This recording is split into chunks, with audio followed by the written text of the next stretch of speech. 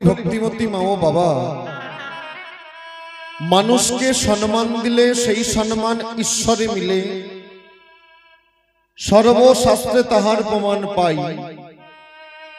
কবি চন্দ্রী দাস যিনি উচ্চ কণ্ঠে বলেছেন, তিনি সবার উপরে মানুষ সত্য, তাহার উপরে নাই।